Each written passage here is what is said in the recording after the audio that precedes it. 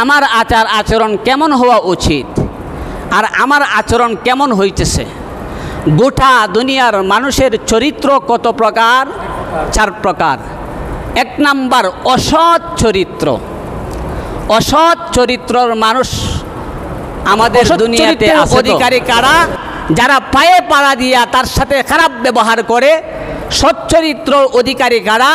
যে একজন আমার সাথে খারাপ আচরণ করলো, যে পরিমাণ সেই পরিমাণ আমি উত্তর দিলাম, এটার নাম অসৎ চরিত্র নয়, এটার নাম হলো সৎ চরিত্র। কথা আছে না, ছুরি বিদ্যা বড় বিদ্যা যদি করতে পারে।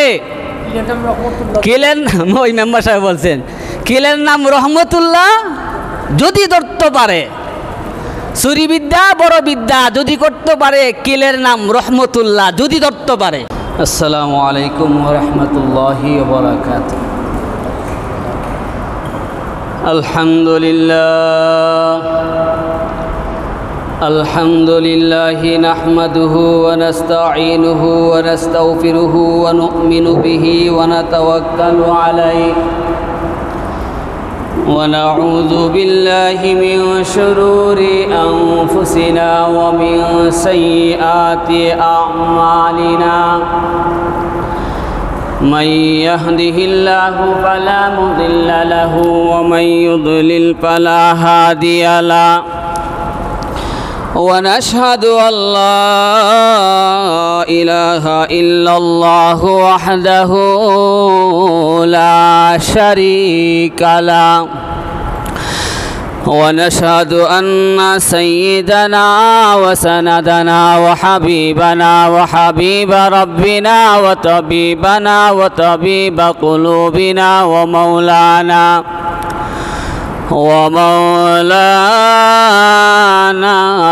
محمدا عبده ورسوله صلى الله تعالى عليه وعلى آله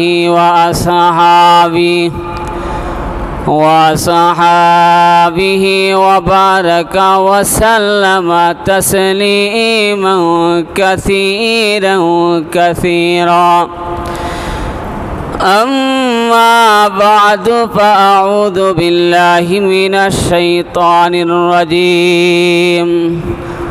بسم الله الرحمن الرحيم.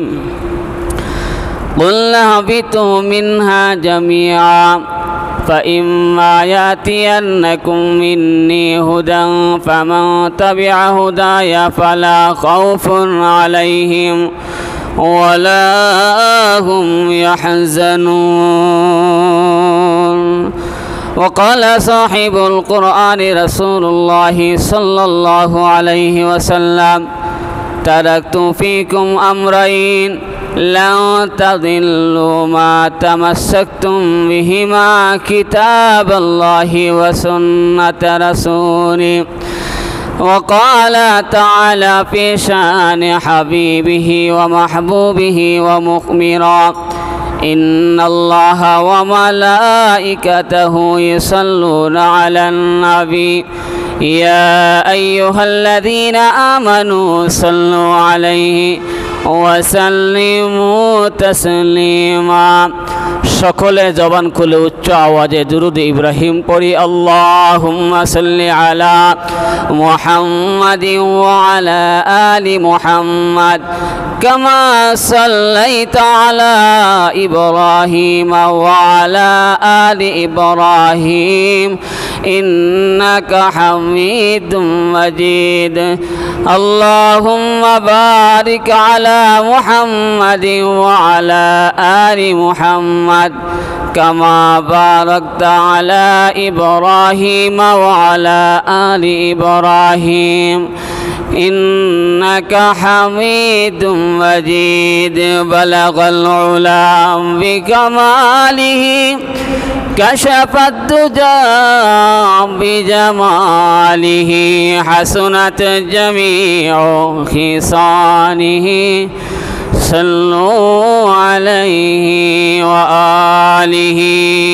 بلغ العلا بكماله كشف الدجى بجماله حسنت جميع خصاله صلوا عليه وآله لا إله إلا الله لا إله إلا الله لا إله إلا الله لا إله إلا الله لا إله إلا الله لا إله মুসলিম ফিকিরে ওকবা কর পিছলে সব মে উঠা কর মুসলিম ফিকিরে ওকবা কর পিছলে সব মে উঠা কর পেছ মৌলা সিজদা কর কাহুলা ইলাহা ইল্লাল্লাহ লা ইলাহা ইল্লাল্লাহ লা ইলাহা ইল্লাল্লাহ লা ইলাহা لا إله إلا الله محمد رسول الله صلى الله عليه وسلم الحمد لله نهاية قابل احترام معزز مكرم مسلمان کرام মুরব্বিয়ান আজম সর্বস্তরের মুসলমান ভাই সব কোরআন প্রেমিক হাদিস প্রেমিক মুসলমান ভাইরা সর্বপ্রথমই মহান রাব্বুল আলামিনের আলিশান দরবারে অসংখ্য গণিত শুকর আদায় করছি, যেমনই অত্যন্ত দয়া করি মহব্বত করি ভালোবেসে পবিত্র জুমাবার দিনে জুমার নামাজ আদায় করার জন্য সবার আগে আগে আসার তৌফিক দান করেছেন এবং কোরআন হাদিস থেকে আলোচনা শুনে আমাদের জীবন গঠনমূলক পাথেয় সংগ্রহ করার তৌফিক দান করেছেন। পড়ি আলহামদুলিল্লাহ, আরো জোরে পড়ি আলহামদুলিল্লাহ। لئن شكرتم لأزيدنكم ولئن كفرتم إن عذابي لشديد। শুকর গুজার বান্দা হরে দুনিয়ায়, শুকর গুজার বান্দা হরে দুনিয়ায়, যাহার ফলে নাজ নিয়ামত বেড়ে যায় প্রভুর শকর আদায় যদি না করো কঠিন আযাব হবে তোমার কবর। আমি আপনাদের সামনে মহাগ্রন্থ কালামুল্লাহ শরীফ থেকে একখানা আয়াত তিলাওয়াত করেছি এবং বিশ্বনবী রাহমাতুল্লিল আলামিনের অসংখ্য গণিত হাদিসের ভান্ডার থেকে হাদিসের এক টুকরো হাদিস পাঠ করেছি, তিলাওয়াতকৃত আয়াত এবং পঠিত হাদিসকে সামনে রেখে সংক্ষিপ্ত আকারে আলোচনা হবে। যতটুকু আলোচনা করব এবং শুনব উক্ত আলোচনা মোতাবেক আমাদের সকলকে জীবন গড়ার তৌফিক দান করুন, আমিন। আল্লাহ পাক রব্বুল আলামিন আমাদেরকে পৃথিবীতে সৃষ্টি করেছেন, বানিয়েছেন একমাত্র আল্লাহ তাআলার ইবাদতের জন্য। কার ইবাদতের জন্য? ইবাদতের জন্য। ইবাদত করলে কি হবে? আল্লাহ তাআলা আমাদেরকে জান্নাত দান করবেন। আর যদি আল্লাহ তাআলার নাফরমানি করি আল্লাহ তাআলা আমাদের জন্য জাহান্নাম বানিয়ে রেখেছেন। ফামান যুহজিহা আনিন নার ওয়া উদখিলাল জান্নাতা ফাকাদ ফাজ। তাহলে বোঝা গেল আমাদের শেষ ঠিকানা হলো জান্নাত অথবা জাহান্নাম। নেক আমলের তুলনায় জান্নাত, বদ আমলের তুলনায় জাহান্নাম। আমরা জাহান্নামে যেতে চাই না, জান্নাতে যেতে চাই। জান্নাতে, জান্নাত হলো সপ্তম আসমানের উপরে। আল্লাহ তাআলা কিন্তু আপনারা ইতিহাস জানেন, আমাদেরকে সৃষ্টি করার পরে অর্থাৎ আমাদের আদি পিতা হযরত আদম আলাইহিস সালাতু ওয়াস সালামকে সৃষ্টি করার পরে জান্নাতে রেখেছিলেন। যে কোনো এক কারণে আল্লাহ তাআলা দুনিয়াতে পাঠালেন, বললেন কুল নাহবিতু মিনহা জামিয়া, তোমরা সকলে নিচে নেমে যাও। তাহলে বোঝা গেল জান্নাত উপরে। জান্নাত কোথায়? উপরে। আবার যদি জান্নাতে যেতে চাই আমাদেরকে কয়েকটি কাজ করতে হবে। উদাহরণ আমি প্রায় সময় বলি, আমাদের মধ্য থেকে একজন মানুষ যদি কূপে পড়ে যায়, কূপে পড়াকৃত ব্যক্তিকে তুলতে গেলে একটা কূপের মধ্যে রশি ছাড়তে হয়। এই রশির মধ্যে কূপে পরিহিত ব্যক্তি শক্তভাবে ধরতে হয়, উপর থেকে লুকে টান দিতে হয়, তখনই উপরে তোলা যায়। ঠিক তদ্রূপভাবে আল্লাহ পাক রব্বুল আলামিন বললেন, আমি তোমাকে নিচে নামিয়ে দিলাম, আবার যদি উপরে উঠতে হয় আমি একটা রশি ছাড়লাম, ওয়াতাসিমু বিহাবলিল্লাহি জামিয়া। আল্লাহ তাআলার রশি হলো কোরআন এবং হাদিস। রসুল বলেন, তারাকতু ফিকুম আমরাইন লাং তাদিল্লু মা তামাসসাকতুম বিহিমা কিতাবাল্লাহি ওয়া সুন্নাত রাসূলি। আমি তোমাদের কাছে দুটি জিনিস রেখে গেলাম, এক হলো কোরআন, আরেক হলো হাদিস। এই দুটি জিনিসকে যদি তোমরা আঁকড়ে ধরতে পারো তোমরা পথভ্রষ্ট হবে না, পথহারা হবে না, ইহদিনাস সিরাতাল মুস্তাকিমের পথে থাকবে। আল্লাহর রশিকে ধরার মতো ধরা হবে। আমি আল্লাহ এক টান দিব, আবার পূর্বের তৈরি জান্নাতের মালিক বানায় দিব। সুবহানাল্লাহ। আমি আপনাদের কাছে প্রশ্ন করি, যদি রশিকে ধরতে হয় 5 আঙ্গুলের প্রয়োজন হয়, কয় আঙ্গুলের প্রয়োজন? 5 আঙ্গুলের প্রয়োজন। এই 5টি আঙ্গুল দ্বারা আল্লাহর রশিকে ধরবেন তো 5টি আঙ্গুল সুস্থ সবল থাকতে হবে। যদি 5 আঙ্গুলের মধ্যে যদি একটার মধ্যে হয় অ্যালার্জি, আরেকটার মধ্যে প্যারালাইসিস, আরেকটার মধ্যে খাবজানি, আরেকটার মধ্যে চুলখানি, তাইলে কি আল্লাহর রশিকে ধরা যাবে? শক্তভাবে ধরা যাবে? ধরা যাবে না, কারণ অসুস্থ আঙ্গুল। প্যারালাইসিস, চুলকানি, খাওজানি সবটি আঙ্গুল অসুস্থ। এই অসুস্থ আঙ্গুল দ্বারা যদি রশির মধ্যে ধরা হয়, উপর থেকে যতই শক্তিশালী লোকে টান দিয়ে আমাকে কূপ থেকে তোলা সম্ভব হবে না। আল্লাহ পাক রব্বুল আলামিন বলেন, আমি কুরআন এবং হাদিসের রশি চালালাম শক্ত, টান দিব আমি আল্লাহ, আমিও সবল শক্ত, কিন্তু তুমি ধরার মতো ধরতে হবে। ধরার মতো ধরতে গেলে মুফাসসিরিনে কেরাম বলেন 5টি বিষয়ের প্রয়োজন। 5টি জিনিস দ্বারা আল্লাহর কোরআন এবং হাদিসকে আঁকড়ে ধরতে হয়। সেই 5টি বিষয় যদি আমার সুন্দর থাকে, 5টি বিষয় যদি আমার সুস্থ সবল থাকে, এই 5টি বিষয়ের মাধ্যমে যখন আল্লাহর কোরআন এবং হাদিসকে ধরব, আল্লাহ পাক রব্বুল আলামিন বলেন, আমি আল্লাহ টান দিব, এক টানে আবার পূর্বের তৈরি জান্নাতের মালিক বানায় দিব। সুবহানাল্লাহ। সংক্ষিপ্ত সময়ে 5টি বিষয় আলোচনা করা সম্ভব হবে না, তারপরেও সংক্ষিপ্ত আকারে না বললেই না হয়। 1 নাম্বার হলো ঈমান। যদি আমি জান্নাতের ভাগীদার হতে চাই, জান্নাতের মালিকানা আবার পেতে চাই, প্রথম শর্ত কি? ঈমান। ঈমান কাহাকে বলা হয়? না দেখা জিনিসকে বিশ্বাস করা। হাদিসে জিবরিল নামক একটা হাদিস আছে, যে হাদিসে বলা হয় হাদিসে জিবরিল। হাদিসে জিবরিলের মধ্যে ঈমান শিখিয়েছেন হযরত জিবরাইল আলাইহিস সালাতু ওয়াস সালাম আল্লাহ রসুলের সামনাসামনি এসে। সাহাবায়ে কেরাম বলেন, আমরা একজন এমন ব্যক্তি দেখতে আসলাম, আল্লাহর রসুল সাল্লাল্লাহু আলাইহি ওয়াসাল্লামের রানের সাথে তার রানটা মেশাইয়া একবারে নত জানু হয়ে বসলো, সম্মানের সাথে, আদবের সাথে। তার পরনে ছিল সুন্দর দবদবে সাদা পোশাক, মাথায় পাগড়ি, দেখতে খুব সুন্দর চেহারা সুরত, কিন্তু তাকে আমরা কেউ চিনলাম না। সাহাবায়ে কেরাম অবাক হয়ে গেলেন। যদি দূরবর্তী কোনো মুসাফির হয়, তার শরীরে সফরের কারণে তার পোশাকের মধ্যে ময়লার দাগ থাকা প্রয়োজন, কারণ একটু সফর হলে দূর থেকে আসলে শরীরের মধ্যে ময়লা পড়ে, কিন্তু ওই অপরিচিত ব্যক্তির গায়ে কোনো ময়লা আমরা দেখতে পেলাম না। আর আমরা এটাও ধারণা করতে পারি না যে আমাদের এলাকার, কারণ আমরা চিনতে পারতেছি না এমন একজন ব্যক্তি আসছেন। যদি সফর থেকে আসেন তাহলে কাপড়ে ময়লা থাকতো, আর যদি এলাকার হতেন আমরা চিনতাম। ওনার শরীরে কোনো ময়লা নাই এবং আমরা চিনতেও পারতেছি না। আল্লাহ রসুল সাল্লাল্লাহু আলাইহি ওয়াসাল্লামকে এক পর্যায়ে প্রশ্ন করলো, মাল ঈমান, ঈমান কি? আল্লাহ রসুল সাল্লাল্লাহু আলাইহি ওয়াসাল্লাম ঈমান কাহাকে বলে সুন্দরভাবে উত্তর দিলেন। তাহলে আমরা বুঝতে পারলাম বুখারী শরীফের হাদিসের মধ্যে জিবরাইল আলাইহিস সালাতু ওয়াস সালাম আল্লাহ রসুল সাল্লাল্লাহু আলাইহি ওয়াসাল্লামের সামনে এসে ঈমান শিক্ষা দিলেন।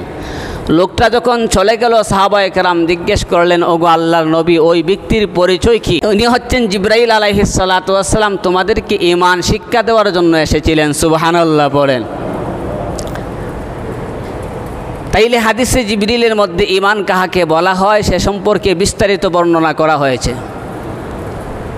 যারা বুখারী শরীফ পড়বেন এবং পড়াইবেন তারাই ঈমান সম্পর্কে ধারণা রাখতে পারবেন, কিন্তু সবাই তো বুখারী শরীফ পড়তে পারবে না। এজন্য হযরত উলামায়ে কেরাম ঈমান কাহাকে বলা হয় কয়েকটি কালিমার মধ্যে বলে দিয়েছেন। এক নম্বর কালিমা হলো লা ইলাহা ইল্লাল্লাহু মুহাম্মাদুর রাসূলুল্লাহ সাল্লাল্লাহু আলাইহি ওয়াসাল্লাম, আল্লাহ ছাড়া কোনো মাবুদ নাই, আর হযরত মুহাম্মদ মুস্তাফা সাল্লাল্লাহু আলাইহি ওয়াসাল্লাম আল্লাহ তাআলার প্রেরিত বান্দা ও রাসূল, এর নাম কালিমা। আমরা ঈমানের দ্বিতীয় কালিমা পড়ি কালিমায়ে শাহাদা। কালিমায়ের ভিতরে যা আছে কালিমায়ে শাহাদাতের ভিতরে তাই, এটাকে শুধু পুনরাবৃত্তি করা। কালিমায়ে শাহাদাত আশহাদু আল্লা ইলাহা ইল্লাল্লাহু ওয়া আশহাদু আন্না মুহাম্মাদান আবদুহু ওয়া রাসূলুহু। এর অর্থ কি? আমি সাক্ষ্য দিচ্ছি আল্লাহ ছাড়া কোনো মাবুদ নাই, আমি আরও সাক্ষ্য দিচ্ছি হযরত মুহাম্মদ মুস্তাফা সাল্লাল্লাহু আলাইহি ওয়াসাল্লাম আল্লাহ তাআলার বান্দা ও রাসূল। এই কালিমার ভিতরে যা কালিমায়ে শাহাদাতের ভিতরে তাই।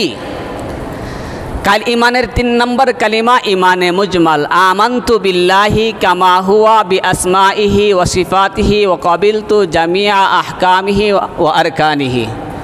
আমানতু বিল্লাহ, আমি ঈমান আনলাম কার উপরে? আল্লাহর উপর। কামা হুয়া, তিনি যেমন করে আছেন, বিআসমাইহি, তার সিফাত তার নামসমূহের উপর, ওয়া সিফাতিহি, এবং তার সিফত গুণাগুণসমূহের উপর, ওয়া কাবিলতু জামিআ আহকামিহি ওয়া আরকানিহি, আল্লাহ তাআলার যত সব বিধিবিধান আছে সমস্ত বিধিবিধান আমি মানিয়া লইলাম। সুবহানাল্লাহ। এই হইল ঈমানের 3 নম্বর কালিমা। 4 নম্বর ঈমানে মুফাসসাল। আমানতু বিল্লাহি ওয়া মালাইকাতিহি ওয়া কুতুবিহি ওয়া রুসুলিহি ওয়াল ইয়াউমিল আখিরি ওয়াল কদরি খাইরিহি ওয়া শাররিহি মিনাল্লাহি তাআলা ওয়াল বা'থি বাদাল মাউত। আমানতু বিল্লাহ, আমি ঈমান আনলাম কার উপর? আল্লাহর উপর। ওয়া মালাইকাতিহি, তার ফেরেশতাগণের উপর। ওয়া কুতুবিহি, তার কিতাবসমূহের উপর। ওয়া রাসূলিহি, তার রাসূলগণের উপর। ওয়াল ইয়াউমিল আখিরি ওয়াল কদরি খাইরিহি ওয়া শাররিহি মিনাল্লাহি তাআলা, সকল কিছু হয় ভালো মন্দ আল্লাহ তাআলার পক্ষ থেকে হয় তার উপর। ওয়াল বা'থি বাদাল মাউত, পুনরায় মৃত্যুর পর জীবিত হওয়ার উপর। এখানে 6টি জিনিস অথবা 7টি জিনিস আছে, 2 থেকে 1 করলে 6টা জিনিস। এই 6টা জিনিসের উপর বিশ্বাস করার নাম হলো ঈমান। তাহলে আমরা মোটামুটি ঈমানের ধারণা পাইলাম। 4 কালিমার মধ্যে ঈমানের মোটামুটি ধারণা আমরা বিশ্বাস করলাম যে ওয়া কাবিলতু জামিআ আহকামিহি ওয়া আরকানিহি, আল্লাহ তাআলার সকল বিধিবিধান মানিয়া লইলাম। এখন আসুন এই কথা স্বীকৃতি দিলাম যে আল্লাহ তাআলার প্রত্যেকটা বিধিবিধান মানলাম। আল্লাহ তাআলার একটা বিধান হচ্ছে নামাজ পড়া, আল্লাহ তাআলার একটা বিধান হচ্ছে রোজা রাখা, আল্লাহ তাআলার বিধান হচ্ছে একটা হজ করা, আল্লাহ তাআলার বিধান হচ্ছে যাকাত দেয়া। আমি যে ঈমানের বেলায় স্বীকৃতি দিলাম, সকল বিধিবিধান মানিয়া লইলাম, আমার কাছে যদি 5 ওয়াক্ত নামাজ পাওয়া না যায় তাহলে আমার মুখের স্বীকৃতি আর কাজে মিল হলো কি? যদি আমার কাছে রোজা না পাওয়া যায়, মুখের স্বীকৃতি আর কাদের মিল হলো কি?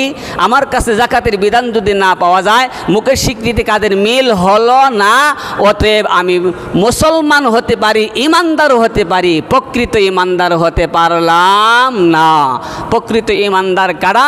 পবিত্র কুরআনুল কারীমের ভিতরে আল্লাহ পাক রব্বুল আলামিন বলেন, ইন্নামাল মুমিনুন ইযা যুকিরাল্লাহু ওয়াজিলাত কুলুবুহুম। আল্লাহ পাক রব্বুল আলামিন বলেন, শুনে রাখো পবিত্র ঈমানদার কারা? ইন্নামাল মুমিনুন, নিশ্চয় মুমিন তারা, ইযা যুকিরাল্লাহ, যার অন্তরে আছে আল্লাহর ভয়। কার ভয়? যার অন্তরে কার ভয় আছে? আল্লাহর ভয়। এই হইল প্রকৃত ঈমানদার। শুধু কালিমা শিখলাম, পড়াইলাম, পড়লাম, প্রচার করলাম, আমি প্রকৃত ঈমানদার না যতক্ষণ পর্যন্ত আমার অন্তরে আল্লাহর ভয় না থাকে। আল্লাহর ভয় কাহাকে বলে? হযরতে উমরে ফারুক রাদিয়াল্লাহু তাআলা আনহু যখন ইসলামের 2য় খলিফা হলেন, রাষ্ট্রপ্রধান হলেন, প্রধানমন্ত্রী হলেন, তিনি ঘুরতেছেন আমার দেশের জনগণ সবাই কি সুস্থ সবল অবস্থায় আছে কিনা, না কেহ অনাহারে আছে, না কেহ খারাপ অবস্থানে আছে, এরকম তিনি ঘোরাঘুরি করতেছেন। হঠাৎ করে দেখলেন একজন বিধবা মহিলা তার সন্তানদেরকে নিয়ে চোখের পানি ছাড়ে, আর ডেকচির মধ্যে শুধু পানি বসাইয়া আর কিছু পাথর দিয়া নিচে দিয়া জাল দিতেছে।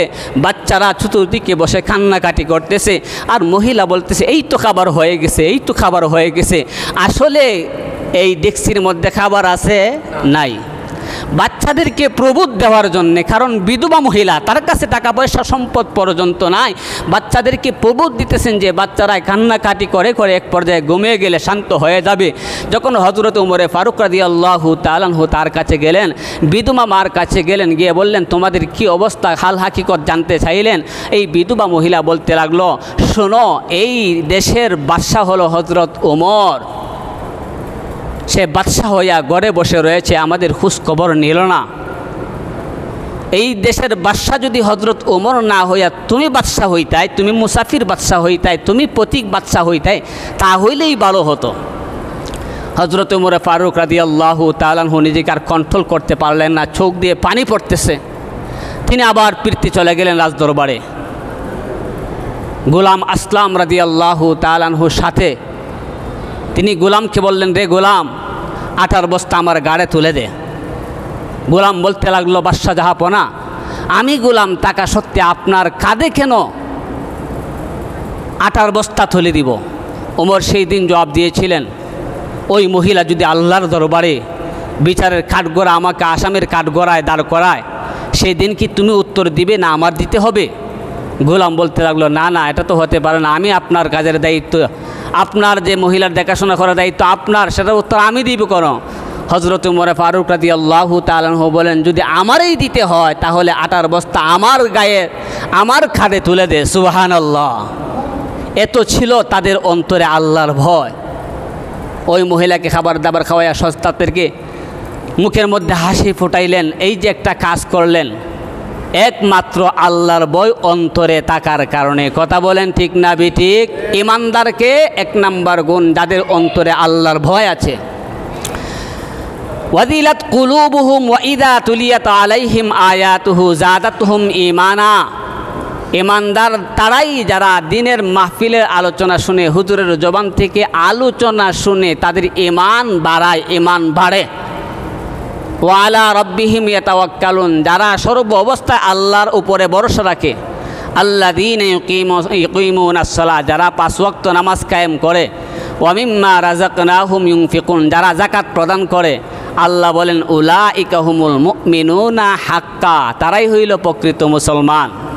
আল্লাহর রাসূল সাল্লাল্লাহু আলাইহি ওয়াসাল্লাম বলেন, আল মুসলিমু মান সালিমাল মুসলিমুনা মিন লিসানিহি ওয়া ইয়াদিহি। প্রকৃত মুসলমান হওয়া এত সহজ নয়, এত সহজ নয়। ওই ব্যক্তি প্রকৃত মুসলমান হতে পারবে না যতক্ষণ না পর্যন্ত তার হাত মুখের দ্বারা অন্য মুসলমান ভাই কষ্ট পায়। আল মুসলিমু মান সালিমাল মুসলিমুনা মিন লিসানিহি ওয়া ইয়াদিহি। আল্লাহ রসুল বলেন, প্রকৃত মুসলমান ওই ব্যক্তি হতে পারে না যার হাত মুখ দ্বারা অন্য মুসলমান কষ্ট পায়, প্রকৃত মুসলমান হওয়া যায় না। এখানে কোরআন থেকে আমরা দলিল দিলাম যে ইবাদত করতে হবে ইমানদার হতে হলে। হাদিস থেকে আমরা দলিল দিলাম ইমানদার, প্রকৃত ইমানদার হতে গেলে আমাদের আচার আচরণ শুদ্ধ করতে হবে। এই জন্যে জান্নাতে যাওয়ার জন্য 5টি কাজ করণীয়। 1 নাম্বার কাজ হলো ঈমান, 2 নাম্বার কাজ হলো আমল, 3 নাম্বার কাজ হলো মুআমালাত, 4 নাম্বার কাজ হলো মুআশারাত, 5 নাম্বার কাজ হলো আখলাক। প্রথমেই যদি আপনাদের স্মরণ থেকে থাকে, একজন ব্যক্তি কুয়ার ভিতরে পড়লে তাকে তুলতে গেলে কি লাগে? রশি লাগে। রশিটা শক্ত হতে হয় এবং উপর থেকে শক্তিশালী লোক তারায় টান দিতে হয় এবং কূপের ভিতরে পরিহিত ব্যক্তি, পড়া ব্যক্তি সেই রশির মধ্যে শক্তভাবে ধরতে হয় 5 আঙ্গুল দ্বারা। এই ধরার জন্য 5টি আঙ্গুল যেমনভাবে সুস্থ সবল থাকতে হয়, ঠিক তদ্রূপভাবে আল্লাহ তাআলা আমাদেরকে উপর থেকে পাঠাইছেন দুনিয়াতে। জান্নাতে ছিলাম, জান্নাত হলো উপরে আর দুনিয়া হলো নিচে। আবার যদি জান্নাতে উঠতে হয়, আল্লাহ পাক রব্বুল আলামিন বলেন, ওয়াতাসিমু বিহাবলিল্লাহি জামিয়া, আমি আল্লাহর রশিকে আঁকড়ে ধরো। আমি আল্লাহর রশি কি?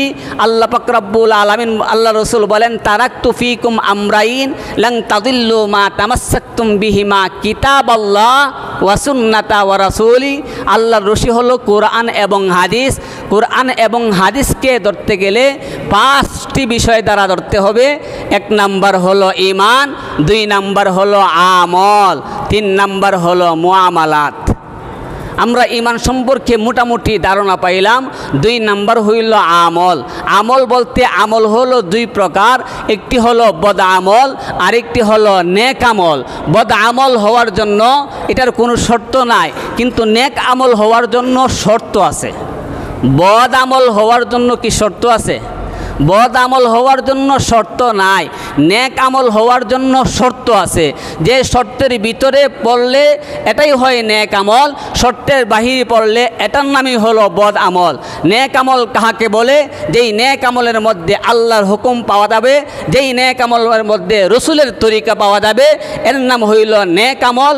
যে নেক আমলের উপরে আল্লাহর হুকুম পাওয়া গেল না আর রসুলের তরিকা পাওয়া গেল না, সেটা নেক আমল না, এটা হইল বদ আমল। কথা বলেন ঠিক না বেঠিক? এই জন্যে নেক আমল আর বদ আমলের ব্যাখ্যা অনেক বিস্তারিত লম্বা দিতে চাই না, এই জন্য সংক্ষিপ্ত আকারে বলতেছি। জান্নাতে যদি যেতে চাই তাহলে আমাদেরকে 5টি বিষয় সুস্থ থাকতে হবে, সহি থাকতে হবে। এই জন্য 1 নাম্বার হইল ইমান, 2 নাম্বার হলো আমল, 3 নাম্বার হলো মুআমালাত। এই শব্দগুলো আরবি। ইমান তো বুঝেন, ইমান মানে বিশ্বাস করা আল্লাহ তাআলার একত্ববাদ, যা আলোচনা করলাম। 2 নাম্বার নেক আমল, আমল মানে নেক আমল, ভালো আমল, আমলে সালিহা। 3 নাম্বার হলো মুআমালাত। মুআমালাত মানে কি? লেনদেন। মুআমালাত মানে কি? লেনদেন। লেনদেন আমাদের স্বচ্ছ নয়। কোনো ব্যক্তি যদি কোনোভাবে 5,000 টাকা আপনার কাছ থেকে নিতে পারে, এই 5,000 টাকা আবার ওই ব্যক্তির কাছ থেকে আনতে গিয়া 5 জোড়া স্যান্ডেল ছিঁড়া লাগে। কথা বলেন ঠিক না বেঠিক? এর নাম হইল লেনদেন। আপনি আমার কাছ থেকে 5,000 টাকা নিলেন, এই 5,000 টাকা কথা অনুযায়ী দেয়া। আজকে কেন মানুষ কর্জে হাসানা দেয় না? ব্রাক এগুলা থেকে ঋণ গ্রহণ করতে হয়, সুদ নিয়ে ঋণ গ্রহণ করতে হয়। ওই ব্যক্তি অপারগ, তাই বলে অপারগ হওয়াতেই ঋণ আমরা কিস্তিতে আনতে পারি না। এটা সুদ, এটা হারাম। শরীয়ত এমন অবস্থায় বলেছে, যদি কোনো ব্যক্তি এই মুহূর্তে মারা যাবে না খেয়ে, এরকম অবস্থায় তার মৃত্যু থেকে বাঁচার জন্য যতটুক না খাইলে তার না চলে, এমন পর্যায়ে হালকা একটু হারাম ভক্ষণ করার শরীয়ত অনুমোদন দিয়েছে। কথা বলেন ঠিক না বেঠিক? এই মুহূর্তে মারা যাবে, যদি হারাম ভক্ষণ না করে, তার সামনে মরা গোস্ত আছে, কথার কথা, মরা জীবজন্তু আছে, এই মুহূর্তে যদি না খায় তার পেটের ক্ষুধায় মারা যেতে পারে। তার সামনে হারাম এরকম পানীয় আছে, যেই পানীয় পান না করলে সে পানির তৃষ্ণায় তৃষ্ণার্ত হয়ে বুক ফেটে মারা যেতে পারে। যতটুক খাইলে সে প্রাণ বাঁচাতে পারে, এতটুক খাওয়ার জন্য শরীয়ত অনুমোদন দিয়েছে। আমরা যে গড়ে গড়ে কিস্তি আনি, এই কিস্তি কি এরকম পর্যায়ে আমরা আনি? সবার গড়ে গড়ে আছে, খাবারের ব্যবস্থা আছে, চলাচলের ব্যবস্থা আছে। আমি কিভাবে আরও স্বাবলম্বী হতে পারি, এই জন্য আমরা কিস্তি তুলি। আমার একটা ঘর আছে, বাসস্থান একটা আছে, আরেকটা বাসস্থান যেন ভালোভাবে তুলতে পারি, এই জন্য আমরা কিস্তি তুলি। এমন অবস্থায় আমরা কিস্তি তোলা আমাদের জন্য জায়েজ নয়। পরিষ্কার মাসালা। এই জন্য বলছিলাম মুআমালাত থাকতে হবে স্বচ্ছ। আল্লাহর রাসূল সাল্লাল্লাহু আলাইহি ওয়াসাল্লাম বলেন, কোনো ব্যক্তিকে যদি একজনে 1টি টাকা দান করে, দান 1 টাকায় 1 টাকার সওয়াব পাবে। আর কোনো ব্যক্তি যদি 1টি টাকা অপর ভাইকে কর্জ হাসানা দেয়, কর্জ হাসানা হাওলাত, আল্লাহর রাসূল বলেন 1 টাকায় 25 টাকার সওয়াব পাবে। সুবহানাল্লাহ। অন্য রেওয়াতে আসছে 18 টাকার সওয়াব পাবে। তাইলে দানের চেয়ে হাওলাত দেওয়া সব বেশি না কম? বেশি। এই জন্যে মুআমালাত থাকতে হবে স্বচ্ছ। যদি আমি জান্নাতে ঠিকানা বানাতে চাই, 1 নম্বরে ইমান হতে হবে শিরিক মুক্ত, আমল হতে হবে বেদাত মুক্ত, এবং মুআমালাত লেনদেন থাকতে হবে স্বচ্ছ। 4 নাম্বার হলো মুআশারাত, আচার আচরণ। 5 নাম্বার হলো আখলাক। মুআশারাত আমার আচার আচরণ। আচার আচরণ মানুষের সাথে সুন্দরভাবে আচার আচরণ করতে হবে। এটা একটু ব্যাখ্যা সাপেক্ষ। আচার আচরণ, আখলাক, চরিত্র সাধারণত গোটা পৃথিবীর মানুষের চরিত্র আমরা ভাগ করতে পারি 4 ভাগে। মানুষের চরিত্র কয় প্রকার? 4 প্রকার। আলোচনা একটু দিল দিয়ে বুঝবেন, মনোযোগ সহকারে শুনবেন। যদি আলোচনাটি শুনেন বুঝতে পারবেন আমি কত নাম্বার চরিত্রের অধিকারী, আমার আচার আচরণ কেমন হওয়া উচিত, আর আমার আচরণ কেমন হইতেছে। গোটা দুনিয়ার মানুষের চরিত্র কত প্রকার? 4 প্রকার। 1 নাম্বার অসৎ চরিত্র। অসৎ চরিত্রর মানুষ আমাদের দুনিয়াতে আছে তো? অসৎ চরিত্র। 2 নাম্বার সৎ চরিত্র। 3 নাম্বার ভালো চরিত্র। 4 নাম্বার মহান চরিত্র। একটা হইল সৎ চরিত্র, একটি হলো অসৎ চরিত্র। প্রথমটা কি? অসৎ চরিত্র।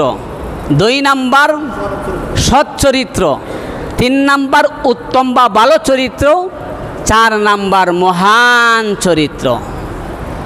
অসৎ চরিত্র কাহাকে বলা হয়?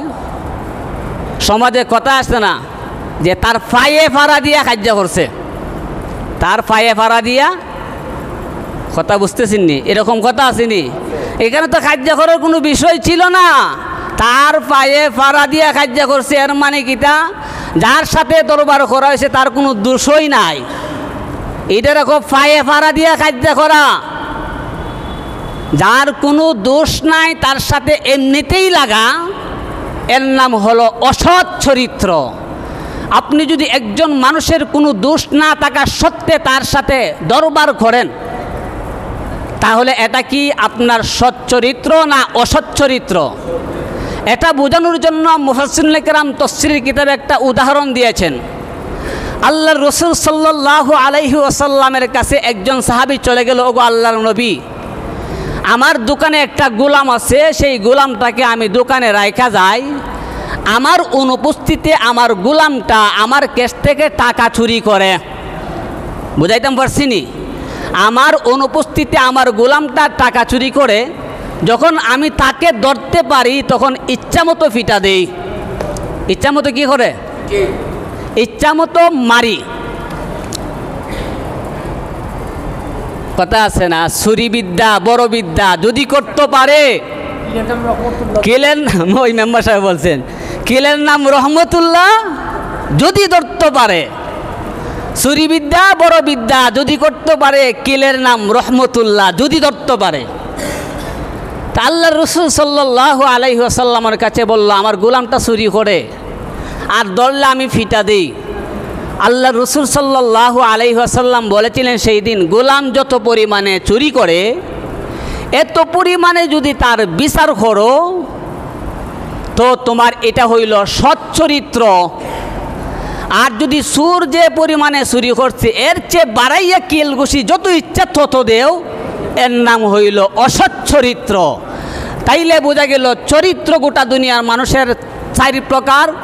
1 নাম্বার হইল অসৎ চরিত্র। অসৎ চরিত্রের অধিকারী কারা? যারা পায়ে পাড়া দিয়া তার সাথে খারাপ ব্যবহার করে। সৎ চরিত্র অধিকারী কারা? যে একজন আমার সাথে খারাপ আচরণ করলো, যে পরিমাণ সেই পরিমাণ আমি উত্তর দিলাম, এটার নাম অসৎ চরিত্র নয়, এটার নাম হলো সৎ চরিত্র। উত্তম চরিত্র কাহাকে বলা হয়? উত্তম চরিত্র এটাকেই বলা হয়, একজন আমার সাথে খারাপ আচরণ করছে, আমি মাফ করে দিলাম। সুবহানাল্লাহ পড়েন। মাফ করে দেওয়া হইল, এটা উত্তম চরিত্র। কিন্তু মাফ যদি খালি খরো নয়, আর এ যদি সাঙ্গই উড়ে, এ যদি খালি সাঙ্গই উড়ে, মাফ করার কোনো সুযোগ আছে? এটা হইল মারিফতি বিষয়। শরীয়তে বলেছে যে যতটুকু করেছে তার পাওনা আদায় করো। একজনে আপনার সাথে যত পরিমাণ খারাপ আচরণ করেছে, এতটুকু খারাপ আচরণ তার সাথে করা জায়েজ, নাজায়েজ নয়। আরেকটি হলো মহান চরিত্র। মহান চরিত্র কাহাকে বলা হয়? একজন আপনার সাথে খারাপ আচরণ করছে, যার দরুন আপনি খারাপ আচরণ করেন নাই, তাকে তো মাফ করে দিলেন। ওই মাফ করে দেওয়ার পরে কইলেন, চাচা আমার যে কিল ঘুষি দিছ, এত কি ব্যথা পাইছ? এটা হইল মহান চরিত্র। জুড়ে বলেন সুবহানাল্লাহ। এই মহান চরিত্রের অধিকারী ছিলেন আমাদের আকায়ে নামদার বিশ্বনবী রাহমাতুল্লিল আলামিন। এই জন্যে আল্লাহ তাআলা পবিত্র কোরআনুল কারীমের ভিতরে বলেন, ওয়া ইন্নাকা লাআলা খুলুকিন আযীম, হে নবী আপনি হলেন মহান চরিত্রের অধিকারী। জুড়ে বলেন সুবহানাল্লাহ। আমরা জান্নাতে যেতে চাই তো ইনশাআল্লাহ? হ্যাঁ, জান্নাতে যদি যেতে চাই, এক নাম্বার আমাদেরকে ঈমান শিখতে হবে, সাহাবাওয়ালা ঈমান গঠন করতে হবে। 2 নাম্বার নেক আমল বেশি পরিমাণে করতে হবে। 3 নাম্বার আমাদের লেনদেন স্বচ্ছ করতে হবে। 4 নাম্বার আমাদের আচার আচরণ সুন্দর করতে হবে। 5 নাম্বার আমাদের আখলাক সুন্দর করতে হবে। যদি করতে পারি, কোরআন এবং হাদিস অনুযায়ী জীবন পরিচালনা করতে পারি, আল্লাহ বলেন, রে বান্দা তোমরা যদি কোরআন এবং হাদিসকে শক্তভাবে ধরতে পারো, আমি আল্লাহ এক টান দিব, আবার পূর্বের তৈরি জান্নাতের মালিক বানায় দিব। সুবহানাল্লাহ। আল্লাহ তাআলা আমাদের সে সঠিক পথের দিশা দান করুন, সঠিক অবস্থায় চলার তৌফিক দান করুন। হিংসা বিদ্বেষ দূর করুন। সকলে বলে আমিন। আসসালামু আলাইকুম ওয়া রাহমাতুল্লাহি ওয়া বারাকাতুহু।